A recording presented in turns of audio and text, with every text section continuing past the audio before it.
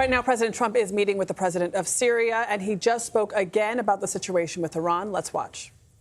You said that dealing with the Iranians is a waste of time. How do you plan to get the nuclear material and the nuclear assurances that you want? Well, we've already got the nuclear material because it's so far underground, nobody's going to be able to get it except us because we have the equipment that can get it. But I call it the nuclear dust. The nuclear material is so far down underneath the mountain, and now that's been determined, that it would take massive machinery that we have that no other country has. Mr. President, so you have no plans to go in, boots on the ground? Why would I go in now? I'd go in when they're completely either eliminated or whatever happened, or an agreement's made. Mr. President, yes. if you cut off trade with Spain, does that mean that you're going to have to renegotiate a trade agreement with the EU? With who? With the EU. With the EU. Any past trade agreements you already have? We're going to see what happens with the EU. You know, they've treated us very badly for years, and they took advantages. Look, we're very close to those countries, right? And to everybody in the EU. The problem is they took advantage of the United States for years. It's like him. They took advantage of Syria. He's bringing it back. And I'm bringing the United States back. We have the greatest economy we've ever had. We have the biggest investment. 19.2 trillion is being invested right now in the United States. 3 trillion was the number, the record. Under Biden and under the past administration, they had less than $1 trillion for 4 years.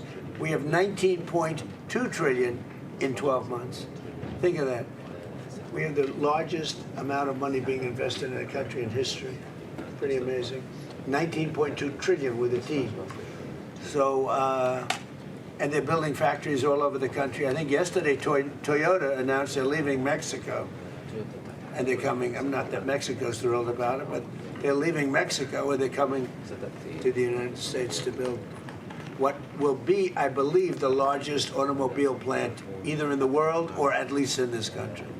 Mr. President, on oil prices quick today. domestic question. You announced on Truth Social a couple days ago that Walmart was cutting the price for ground beef by 15%. How big of a deal is that for American customers this summer? So Walmart has agreed to cut their prices very substantially because things are going down. We're getting it down. We inherited very high prices. We inherited the highest prices in the history of our country, or 48 years to be exact, but I don't believe that. I think it's in history. So under Biden, they had tremendous inflation. Under the Democrats, we had tremendous inflation, record-setting inflation. And now, inflation is way down. Everything is great. We have, the prices are coming down, but we inherited, you know, they talk about they use different words to describe it. They had very high prices. The prices are coming down. And when the oil comes, you know, the oil is coming way down. The oil dropped by 50% in the last month. And when that comes down, it brings everything else down. No, it's affordability. And they came up with the word affordability, you know, like I take over, I'm there for 1 day, and they say affordability, affordability. I said, I've been here for one. Remember with the eggs, the first day or 2 days later, I have my first news, and they talked about eggs. They said the eggs have gone up 5 times. I've been in office for 1 day. And I said, well, we'll have to do something. In fact, they told me not to order eggs for the Easter egg hunt at the White House. I should use plastic. I said, we're not doing that. And by the time we came, that was a couple of months later, that happened, and we ordered thousands of eggs. And right now, eggs are way down. The prices are way down, and they're coming down further. So they made up a phony word that they used. They said affordability. They're the ones that caused the affordability prices. I did. But I brought it down. And the oil is coming down very big. Mr. President, Brent crude is up slightly today on the announcement bit, that because we hit them. Anytime we hit them, it goes up a little bit, $2. Is that what you mean? Is that what you meant when you said that we might see oil prices lift a little in response a little to? Bit, yeah, $2, very little. It's down from, let's say, $135 down to $69. It's dropping, and everything else drops. As oil goes, so goes everything else. But anytime we hit, if we hit Iran, oil goes up a little bit. It's all right. Mr. President, do you think Israel... We're de-nuking it, all right? We're de-nuking Iran. They're not going to have a nuclear weapon. All right, one more question. Sir, do you think Israel should withdraw troops from southern Lebanon?